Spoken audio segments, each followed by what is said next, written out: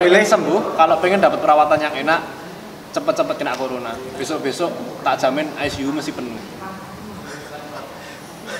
Maksudnya? Malah ngelakuin kena corona, ya nggak apa-apa sih. Dikenalin dulu namanya. Oke, nama saya Asrul Sabitul Azmi. Jadi Al-Haq, Bintang Ahmad Ramadan. Arik, Aulia Gosirat Na'ruh, Muhammad Adrian Syarifai, Alvin. Still Salman Fauzi. Udah pada kenal sih. Ya, lanjut. Bukan manusia pokoknya. Asal. Oh, asal saya dari Purbalingga. Magelang, Temanggung, Cilacap, Batam, Kulonprogo. Sleman, Klaten. kenapa masuk Mualimin? Karena sebenarnya dulu ada dua pilihan. Nah, pas di Mualimin itu lihat dari gedung luarnya udah bagus, langsung sini aja Bu. Waduh. Lihat gedungnya bagus. Gedungnya lantai 4, gedung berlantai 4 yang megah, gedungnya tinggi. gedungnya megah. Saya ingin mencari ilmu agama dan ilmu umum. Dulu sih saya nggak ada keinginan buat masuk Mualimin, tapi cuman rentetan keluarga saya dari Mualimin. Mas Enyong ki ya, gendeng Mualimin, angkatan bolu-bolu. Dan Mas Enyong lulus, yang main mlebu, nyampe ora ngerti Mualimin ki apa, gue baik. Itu browsing terus dapat ada Mualimin, ya udah diklik. Karena tidak keluar Mualimin. Aku di Mualimin juga dulu. Nah, terus dia bilang, masuk mana aja? Nggak disuruh belajar sama orang tua, mesti dikasih sangu banyak. Terpikat aku masuk Mualimin. Mencari kebahagiaan di dunia dan akhirat. Suruh orang tua. Saya dulu ikut teman-teman saya masuk Mualimin. Ekspektasi pertama saat lihat Mualimin itu gimana? Kayak gontor. Mualimin itu keren, gedungnya megah, mungkin kurikulumnya juga akan bagus, dan juga di bawah PP. Saya percaya bahwa Mualimin itu bisa mendidik siswa-siswanya menjadi lebih baik. Saya kira Mualimin bagus. Lebih bisa bahasa yang paling penting itu lebih soleh. Bakal ngomong bahasa Inggris dan sama Arab tiap hari. Kayak di anime-anime tuh. Ekspektasinya kayak jago main yang Jogja kayak pada bayang apa? Ekspektasi kita akan mendapatkan banyak ilmu agama, banyak ilmu umum yang tentunya bisa bermanfaat ya untuk pribadi maupun untuk masyarakat. Realitanya bahasa Jawa.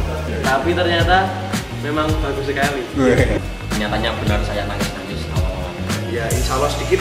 Oke. Beberapa mungkin ada yang tidak sesuai, tapi beberapa juga ada yang sesuai. Boleh orang cuma kok malah kayak gini.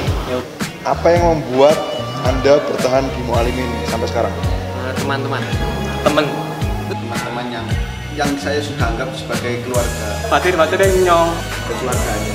Karena saya nggak keluar, jadi saya tetap di sini lah. Nanti takutnya kalau keluar nggak disangsi sanggup banyak lagi. Keingat pesan dari Sadian. Masih ya kadang ya di ngedek tapi ya apa-apa, Fatirnya main-main. Disilih duit ya kena. Makanya yang betah nih Mualimin. Jadi di sini kan bantu orang tua, maksudnya orang tua juga jadi nggak kepikiran ya kan, malah bisa ngurusin kerjaannya. Saya akan mencoba seminggu. Kalau seminggu masih nggak tahan, saya akan mencoba 2 bulan. Sebulan dulu. Ketika sebulan pertama masih belum betah, masih kangen sama rumah, ya saya dicoba bulan berikutnya sampai di penghujung tahun kelas 6. Makanya saya bertahan sampai sekarang. Ketika teman-teman tanya, kenapa Arik lanjut? Kenapa Arik nggak keluar? Kenapa nggak milih sekolah yang lebih bagus? Saya cuma jawab, kalau emang kalian ngerasa Mualimin itu kurang, Mualimin itu banyak masalah, kalau saya keluar, terus siapa yang mau memperbaiki Mualimin? Pernah berpikiran buat keluar dari Mualimin? Pernah. Tahu kelas telu, tapi lah yang sinawanya kayak kia ya pasti udah lanjut bae lah Mualimin. Dulu pengen sih, bukan karena nggak betah, cuman karena malas aja hidup di asrama. Terus dulu juga punya masalah juga, jadi pengennya keluar. Kelas 3 saya kepikiran keluar.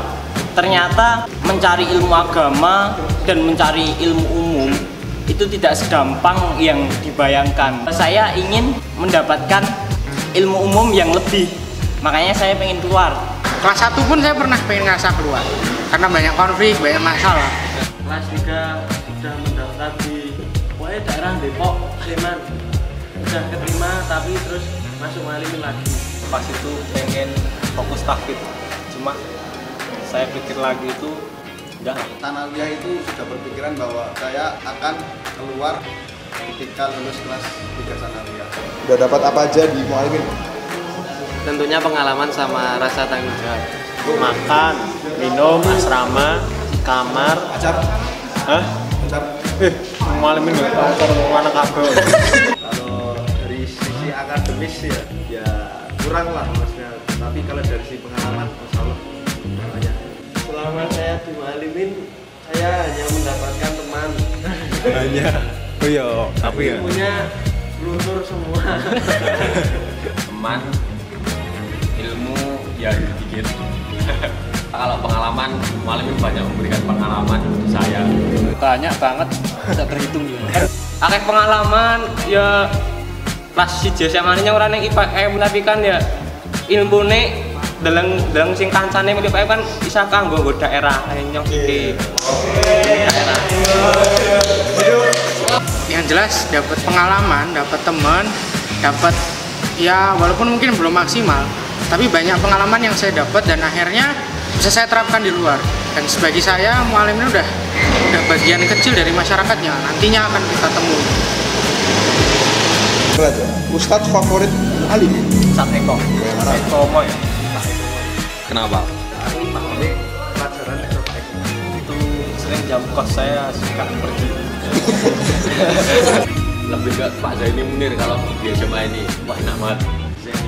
Wih, kenapa alasannya, Mas? Kalau boleh tahu. Yang paling saya dapatkan itu pelajaran akidah ketika Ustadz Zaini Munir menjelaskan. Anak Abdul Rahman. Karena mau sebrutal apapun anaknya tanggapinya tetap kalau saya masih tetap di hati itu nomor satu my lord, tuanku ya, Ustadz Imam Budaya. Tampangnya udah kelihatan pinter, meyakinkan. Saat Ramli yang TS. Kenapa? Karena sering dihukum. Pak Darmawan. Karena orangnya lucu dan friendly. Anton, keren aja. Memahami kata-katanya itu susah. Bagi saya itu mikir paling susah ketika di Mualimin.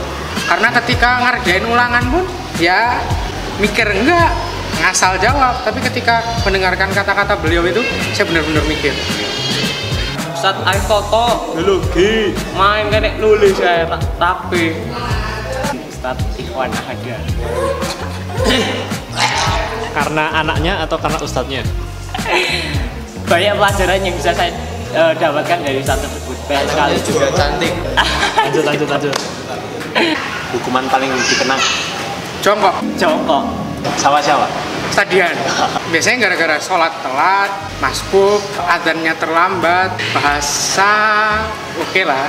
Jadi aku pernah gosok sendalnya PKD angkatan 91. Habis itu ketahuan. Dan habis itu hukumannya direma sendal satu angkatan. Bukan karena apa. Gundul kelonros. Gue. Pertama dulu muhat dulu Jun. Dijambak ro Pak Anton. Ustadz Eri itu dihukum itu pakai peralon itu loh, selang, terus dipukul ke betis, sakit. Hukuman paling dikenal saya botak 17 orang. Cuma ada satu HP ketahuan, yang pakai HP itu digundul semua. Sama sih di botak, tapi tentu temennya kurang ajar banget. Yang kena aslinya orang 4 atau orang 5. Yang botak sama saya.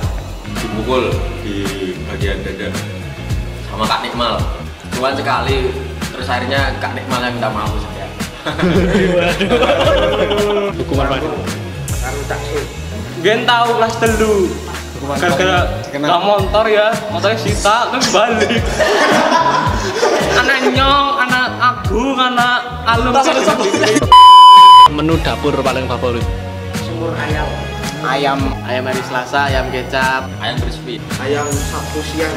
ayam kecap, Ayam Selasa pagi. Ayam, sop ayam, pitik ya jelas lah endog tekor sambel Lele. Udang. Tahu bakso. Nugget angin diisi pakai nasi terus kasih kuah terus dimakan sama nuggetnya. Paling jajan favorit. yang jajan ya KFC BJ Caksu dan murah-murah waduh ganti oli, mami juga enak. Mana lagi ya? warkop, Starbucks. Starbucks es kopi. Starbucks lah. Bu Bego, Bu Yayu, jos itu. UM 69 Caksur. Depan kamar muslim Tony Stark. Woi, Pak Petir, Pak Pri. TB masih menjadi yang terfavorit sampai kelas 6. Oli yang sangat mengenang. Gila. Pesan buat adik-adik. Pesan buat adik, Banyak lagi nonton. jangan keluar malimin. Beneran deh. Seriusan, jangan keluar malimin. Ya kepikiran nggak apa-apa, tapi pikir ulang. Jangan keluar malimin. Kesel. Pelajaran tuh di nomor 2 kan. Yang penting hormati ustadznya dulu. Berkah guru lebih utama. Iya. Sing betah bae ning malimin ki golet walaupun ning organisasi kan tau ndeleng kancane melu organisasi ki dimanfaatna, di ilmune disimpen nggo emben ning daerah apa ning camatane dhewek nggo ngembangna daerahe. Proses dimalimin ditekuni dengan tenanan. Soalnya ya nanti tidak seperti saya ini cuma alimin hanya mendapatkan lelah dan ilmune ra mlebu tenan. Ra masuk ini giling, mlebu kene, metu kene. Ngene. Lah alap dimalimin harus bersungguh-sungguh. Nah, Oke. Semangat perjuangan kalian lebih berat daripada kita. Organisasi, saya tuh orangnya nganggur. Agak nyesel sih. Satu organisasi minimal setiap orang ikut. Jangan enggak. Kalau punya suatu keahlian dan ada kesempatan, ambil aja daripada menyesal. Jangan menuntut kemualiminya, tapi kamu yang harus menuntut dirimu sendiri. Karena mualim nggak bisa menjamin dirimu itu jadi baik, kamu yang bisa menjamin dirimu sendiri. Jadi berjuang semangat 6 tahun dan mualimin bakal bantu kok, insyaallah. Tetap semangat ya, soalnya di mualimin itu termasuknya enak lah. Ya semangat belajar, ya belajar itu ya kesekian lah menurut saya tuh, soalnya ya kalau akademis sih kurang, tapi kalau buat semangat hidup, semangat lainnya, cari pengalaman yang paling penting. Bahwasanya kalian itu bukan sedang berada di tempat yang salah, kalian bukan sedang berada di waktu yang salah, tapi sebaliknya ini adalah waktu dan tempat yang tepat buat kalian bisa berkembang, buat kalian bisa memanfaatkan potensi kalian, buat kalian bisa mengembangkan passion yang ada di dalam diri kalian. Manfaatkan sisa waktu yang tersisa ketika kalian belajar di Malimi. Penyesalan itu ya selalu datang di akhir. Masuk Malimi itu apa yang kalian cari. Jadi kita harus selalu mengingat kedua orang tua kita. Ketika kalian nggak puas dengan apa yang ada dan apa yang kalian dapatkan di Mualimin, atau banyak masalah yang kalian hadapi di Mualimin, jangan kalian menyesal dan akhirnya keluar. Dan pastikan kalian yakin bahwa sesungguhnya yang akan merubah Mualimin ke depan itu adalah diri kalian. Sebagaimana apa yang kita temukan ketika kita berada di tempat yang gelap, maka yakinlah bahwasanya kita ada untuk menerangi. Gila, tepuk tangan dulu.